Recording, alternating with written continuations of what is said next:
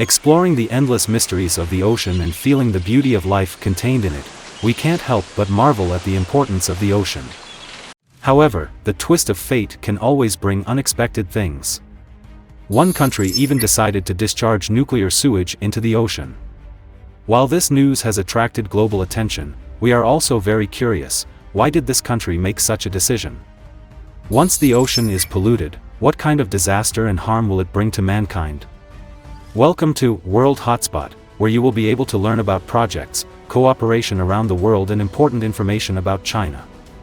I hope you can subscribe to me. Let us discover more interesting things around the world together. On August 23, 2023, the Japanese government announced that it will begin to discharge nuclear-contaminated water into the sea. According to Japan's TV Asahi report, Tokyo Electric Power Company is preparing for the discharge of nuclear-contaminated water from the Fukushima Daiichi nuclear power plant. If the weather conditions on the 24th are not suitable, then Japan's nuclear wastewater discharge plan may be cancelled. According to statistics, Japan currently stores about 1.3 million tons of water containing radioactive substances, equivalent to about 500 Olympic swimming pools. If the stored nuclear wastewater is diluted and discharged into the sea, the total discharge will far exceed 1.3 million tons. Just a few days before Japan carried out the discharge of nuclear wastewater into the sea as planned, more than a dozen countries around the Pacific Ocean expressed their views one after another. If Japan thinks it is safe to discharge nuclear sewage, then dump the nuclear sewage in Tokyo. This statement has aroused widespread concern. So, how much threat will Japan's diluted nuclear wastewater discharge into the Pacific Ocean bring? Nuclear wastewater may not be well understood by many people. You may think that it is the factory sewage that we come into contact with every day. In fact, nuclear wastewater is more serious than the factory sewage we usually see. It is understood that nuclear wastewater in Japan contains a large amount of radioactive substances, including iodine-129, strontium-90, ruthenium-106, carbon-14, tritium, iodine-131, and cesium-137. These substances are harmful to the human body and may cause diseases such as cancer and leukemia.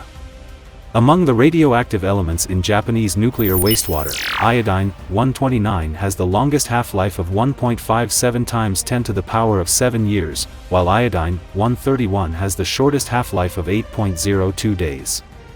Carbon-14, in particular, is very readily absorbed by marine organisms, resulting in 50,000 times the normal level in marine organisms. Therefore, there is a large amount of radioactive material in the ocean, which will eventually lead to a long-term existence of a large amount of radioactive pollution. Moreover, its radiation activity will also persist, posing a huge threat to human beings. For example, after Japan discharges nuclear wastewater into the ocean, some elements or substances may persist for thousands of years. It is understood that since the Fukushima earthquake in Japan in 2011, a large number of nuclear leakage accidents have occurred, resulting in a sharp increase in the number of wild animals and plants, and even the phenomenon of hybridization between wild boars and domestic pigs. According to reports, the local radioactive cesium-137 content seriously exceeds the safe level of 300 times. Since the hazards of nuclear wastewater are so serious, how did Japan accumulate such a large amount of nuclear wastewater? In 2011, an earthquake off the Pacific coast of northeastern Japan triggered a tsunami. A large amount of water hit the Fukushima nuclear power plant in Japan, followed by an explosion. At that time, in order to cool the damaged nuclear reactor, Tokyo Electric Power Company used seawater to cool down. As a result, more than 10,000 tons of polluted seawater were discharged.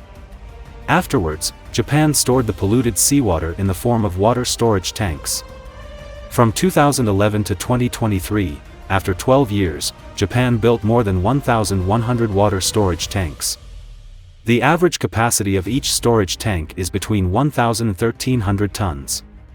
By now, the capacity of the water storage tanks has almost reached its limit.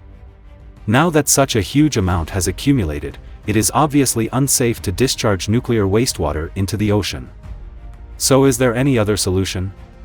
According to the survey, there are many options for solving the nuclear wastewater problem, such as evaporative release, electrolytic discharge, and underground burial, all of which are very feasible options. However, Japan finally chose to discharge nuclear-contaminated water through submarine pipelines. This is because other solutions require very high technical content, and the economic cost is also high, so they chose the solution with the lowest cost. However, this practice actually transfers the source of pollution to the whole world, which is extremely irresponsible. Dear friends, this video is over here. What do you think of Japan's approach? How do you treat nuclear wastewater? Welcome to leave a message in the comment area to share your thoughts and feelings. If you like the content of this issue, please recommend him to your friends so that more people can see this video. Thank you for watching and supporting. See you next time.